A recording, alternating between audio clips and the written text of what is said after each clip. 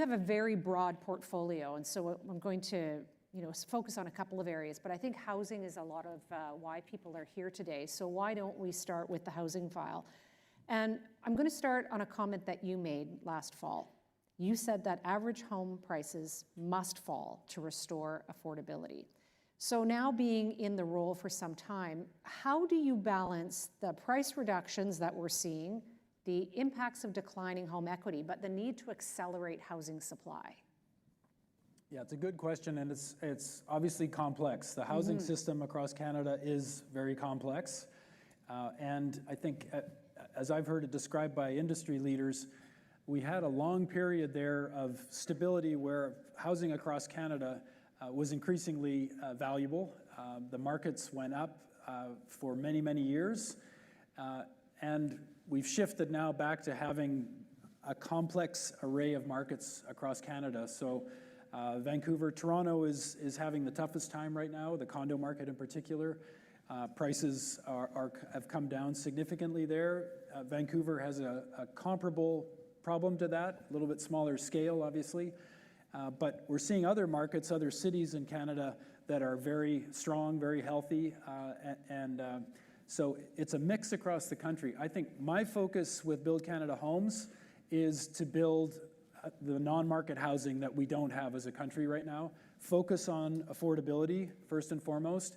We've needed that focus and not had enough of it for over 30 years in Canada. We have not built enough non-market housing for the affordable end of the spectrum. That does leverage a mix of housing. We'll have middle market housing in many of the projects that deliver more affordable housing.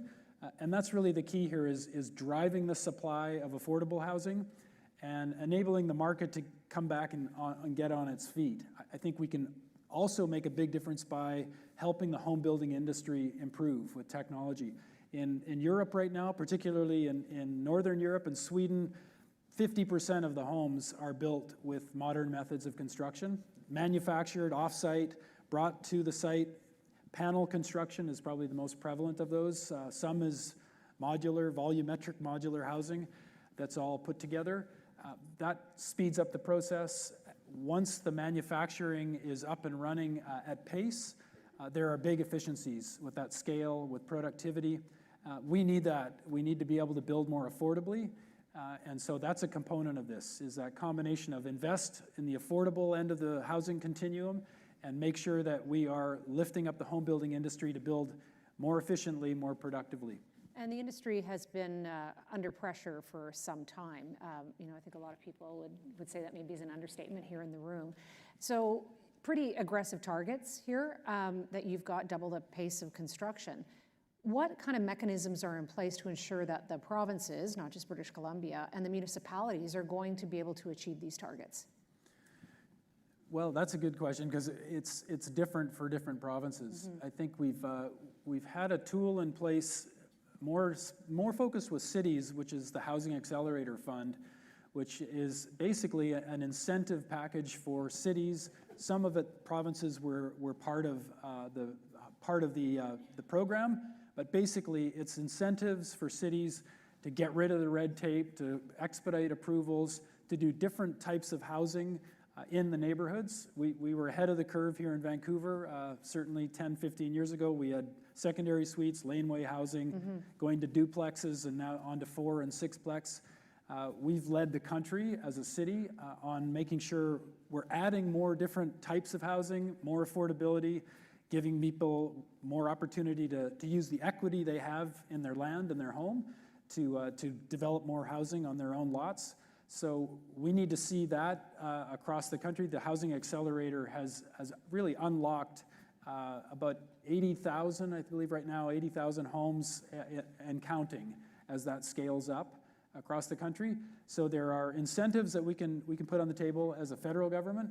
I think there's a big need to have a focus on community housing, and Vancity's being an exceptional leader, again, leading the country. I would say in many ways a shining star globally as an institution investing in affordable housing. We have had an extraordinary supply of co-op housing here in BC. My riding in the South Van part of my riding as the biggest concentration in Champlain Heights of co-ops. Those have been a big part of affordable housing in Vancouver. We need to be refreshing and scaling up different types of housing like that as well. So I think it's figuring out really how we can intervene in different levels of affordability across the continuum of housing to create more opportunities for people and try and keep the market as stable and successful as we can, which is tough in these times. Yeah. Going back to some of the targets, though, you made a commitment to reduce municipal development charges by half. So where are we at on that, and when can municipalities and the community see that come into action? Right, yes. So with development charges, we're tying that initiative to the investment in infrastructure. Vancouver's no exception to this. Development charges basically fund our infrastructure to build more housing, to build complete communities. And cities have needed development charges to complement the lack of funding for that infrastructure. So by investing in the urban infrastructure in particular, rural too, but community infrastructure, taking that pressure off of local governments, they can reduce their development charges, still build the infrastructure that we need, the water, the public transit, the community centers. We are investing basically $12.2 billion is in the current Build Community Strong Fund to be matched by provinces 50-50. So we're close to $25 billion to invest in community infrastructure and reduce the development charges so we bring down that cost to build. Is there a timeline on that, though? That's imminent. Basically, we're in discussions now with the provinces to get their commitments to match us. And then we'll roll that will roll out with the new infrastructure fund. Okay, and there's a couple of other targets that were in budget 2025. So laying the groundwork to cut building timelines by up to 50%, reduce costs by up to 20%, lower emissions by about 20% during construction. Can you provide a few examples of how we might be able to see that in action? Yeah, well, I think we are seeing it in action. I was with the Prime Minister this week at Vienna House here in Vancouver, which is just up the slope from the Trout Lake Community Center, right on the SkyTrain line. There was a community garden there for a number of years. I think we were looking at how do we leverage city land to build affordable housing on a prime site like that. That is almost built now, and it's an example where you've got mass timber from Castlegar, BC, from Kolesnikov, which is our largest mass timber manufacturer here in BC. They have supplied components, the CLT panels. A company called Tech in Squamish has done the building panels, the wall panels, which are, all of this is BC wood. All of it has come together faster than a project like that typically takes to construct. It's a great mix of housing on a challenging site to build on, but we basically have optimized all the BC materials. We've achieved affordability on using public land. And that's a piece I didn't mention before, but using all the federal land that we can, and for that matter, public land, provincial, city land. We were certainly doing it at the city going back many years, putting it on the table and saying, we can use this land to build affordable housing.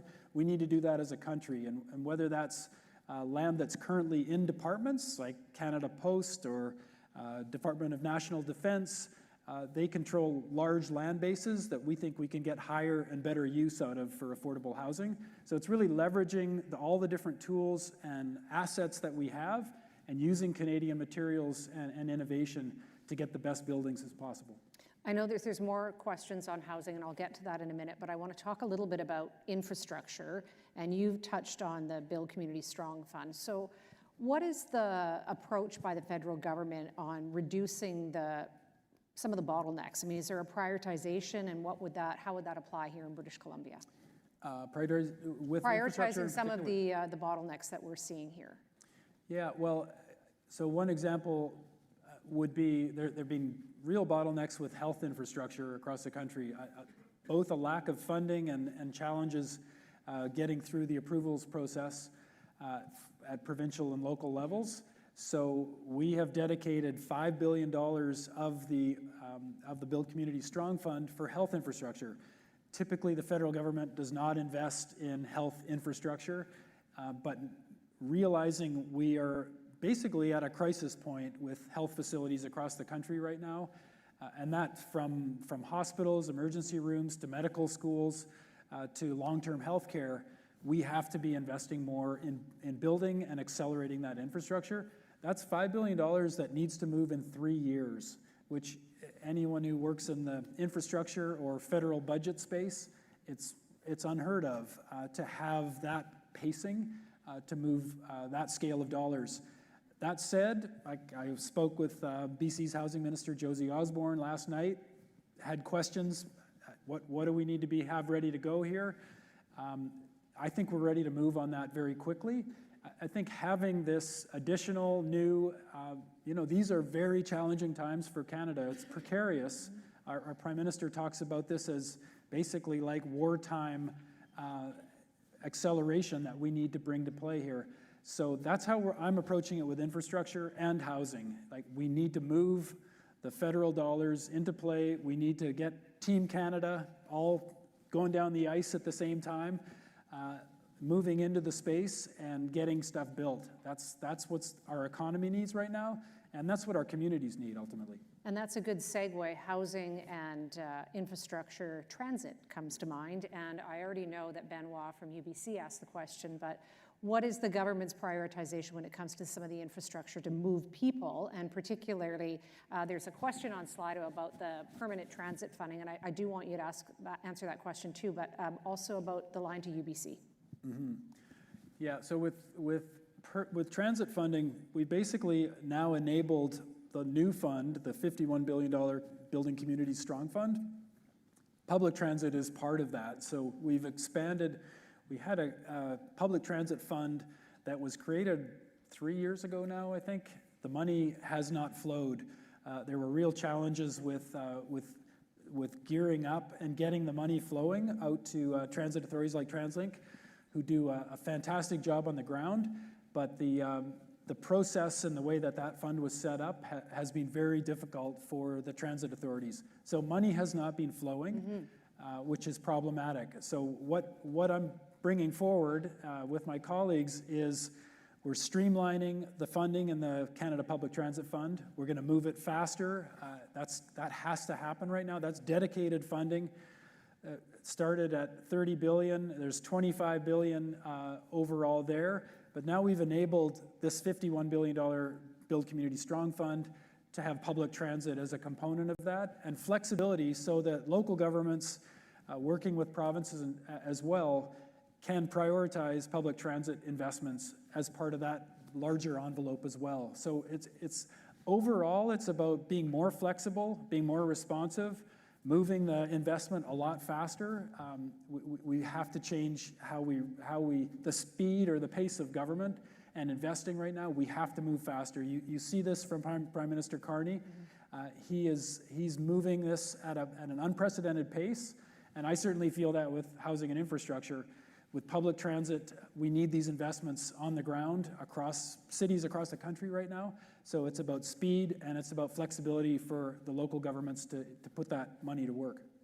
I was looking at Slido before I came up here, and so I know that the question of the UBC SkyTrain extension is on there probably 3 or 4 times. So for my team at the back, we don't need to keep bringing that up because that is a question on everybody's mind. So, Minister, what are your thoughts on the federal government supporting this project? Yeah, well, I'm obviously, as a local here and as someone who worked hard on getting the Broadway subway component of that, I was obviously disappointed when we didn't have support across the region to go right to UBC on one shot. That was what we were looking for from a Vancouver perspective, and I think it serves the region best. It's really about what happens next with that. I will keep advocating for that. We have to work with TransLink on this, work with the partners, with UBC, Musqueam, Tsleil-Waututh, and Squamish, City of Vancouver, and see what that envelope is as a priority. Obviously, the BC government has a critical role to play in the funding side of that. And there's a number of big priorities, from the Massey Tunnel being a big, huge one. The North Shore is a lot of pressure right now to improve the transit connections. So there's some big, obviously going out into the Fraser Valley, big challenges as well. So TransLink, the mayors, the province, I think everyone's looking at what's the list of priorities and how much capital do we have to allocate. I'm going to be just pushing for, let's move the capital that we have right now where we can invest and get things built. I hope that UBCX and extending the line is part of that near-term solution. I'll keep working with all the partners to do everything we can on that. Well, you are BC's most senior cabinet minister. Some of us in British Columbia think that maybe Ottawa forgets about us because of the Rocky Mountains, or we don't get the same kind of attention as other provinces. What's your perspective on that? Do you feel that you are getting, British Columbia is getting the attention and the projects and initiatives that are needed through your voice as the most senior cabinet minister? I think historically, that's been the former is the case. It's been tough to get Ottawa's attention on BC historically. We're a big country, and BC is as far away as it gets. So it's made a real difference. All of your leadership, Senator Campbell's leadership, we've had representation there that has lifted it up. I would say many of our colleagues over the last decade have really lifted BC's momentum up and the awareness of the importance of BC and our economy here in Ottawa. Our work is not done. We are far away from Ottawa, and there is relentless pressure from the East Coast, from Alberta. There's always Ontario and Quebec that surround Ottawa. So we have to do everything we can to fly the BC flag in Ottawa. I encourage any and all of you to come whenever you can to represent BC, to represent Vancouver, to represent our businesses and our opportunities here. We need more of a presence in Ottawa. I'm certainly doing everything that I can. We have 20 BC members of parliament in the government caucus right now, which is the biggest compliment to ever be in government. That's a big, the BC or Pacific Caucus, as we call ourselves, is really dialed up our work. But I'd encourage all of you to work with us to really turn that up. As I said in my remarks, I think we can deliver so much for our country right now. We just have to be at the table, and that means showing up at every opportunity. The Defence Minister was on our stage on Wednesday and outlined the new industrial defence strategy by the federal government and made it clear that there are real opportunities for British Columbia. And PacifiCan falls under your responsibility as well. And I just received an email from PacifiCan, thanks Nana, just before I came to this event, that there is a new Regional Defence Investment Initiative which offers opportunities, and applications are open for businesses here in British Columbia. Can you provide some more details about what that opportunity is for the business leaders in the room? Well, certainly. I'm really thankful that Minister McGuinty was here to talk about the Department of National Defence is one of the largest employers in BC.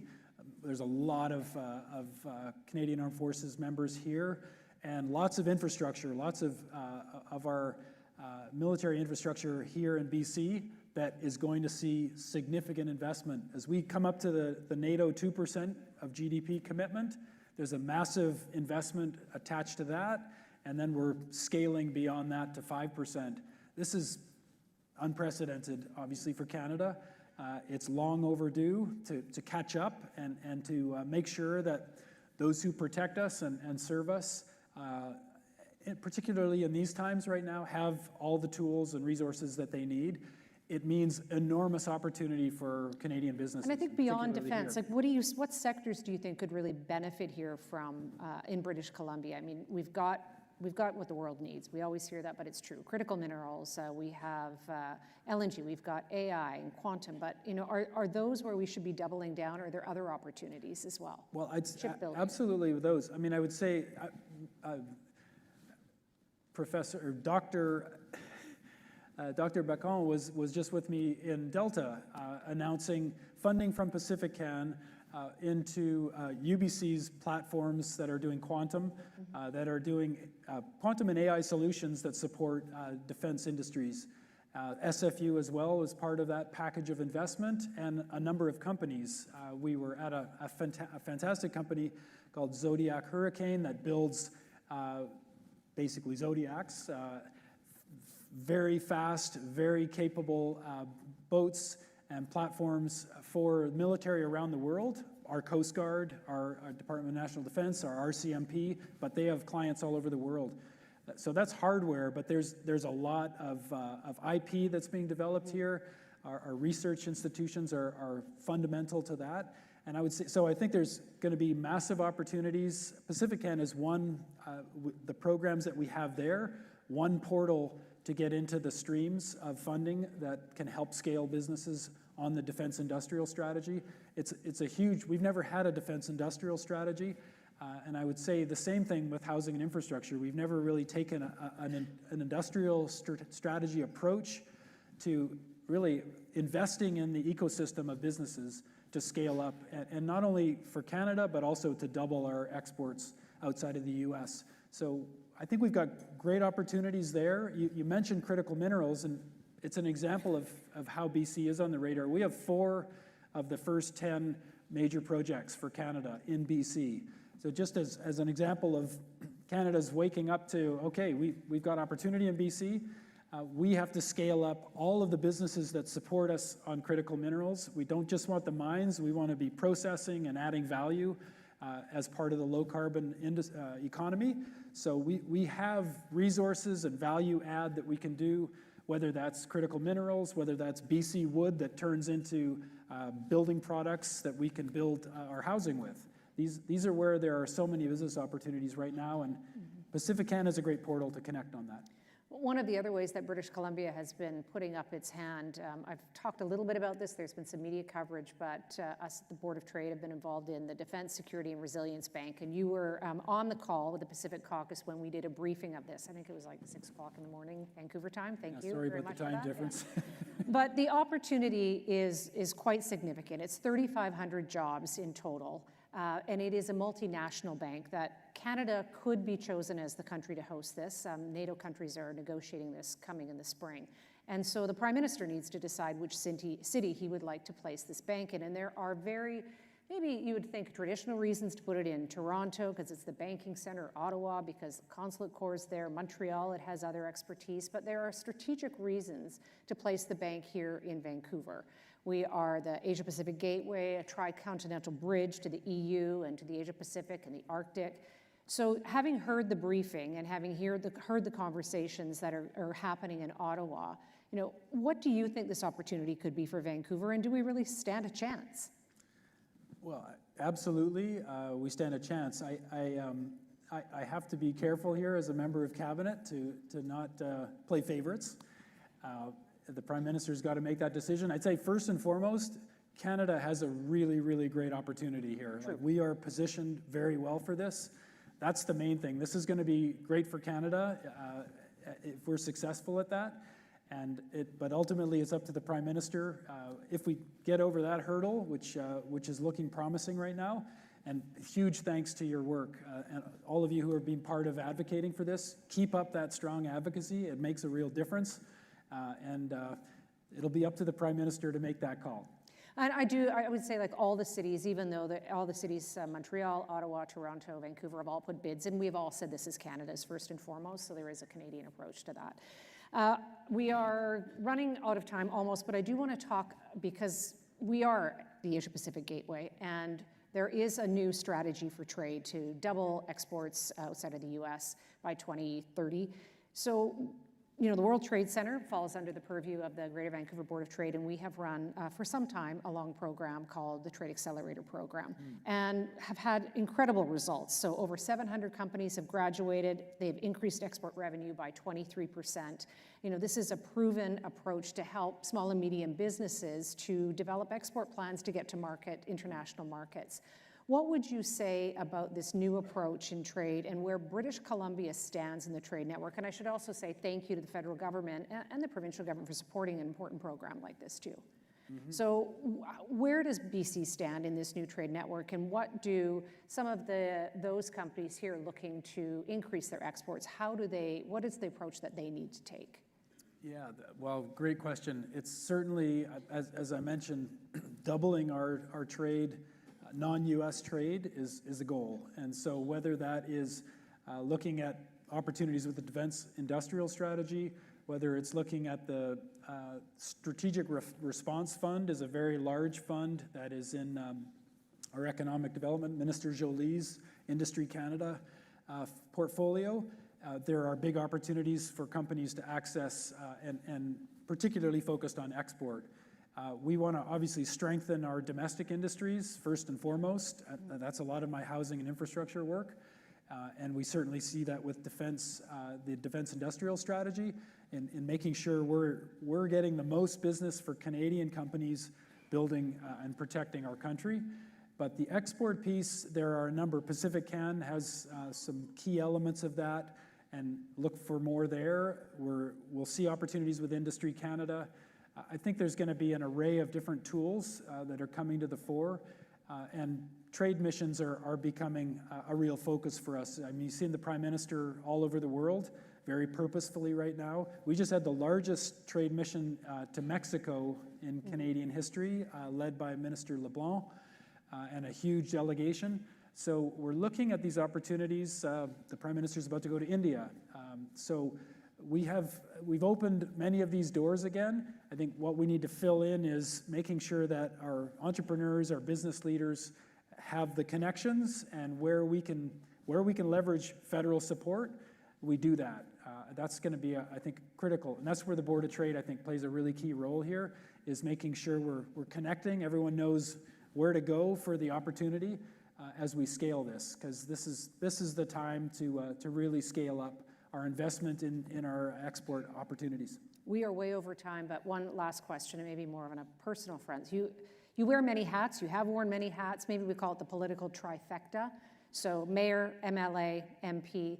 You know, this does seem like a time for Canada to meet the moment. How do you interpret and amplify this rallying cry that we're seeing from the Prime Minister? Well, I think I'll say first and foremost, I love working with our Prime Minister. I feel very, very lucky. I think everyone and all of our members of Parliament and Cabinet feel very fortunate to have leadership like this, and we certainly have seen that in Davos, and the moments where he has taken it to the next level for Canada, much as we expect of our athletes.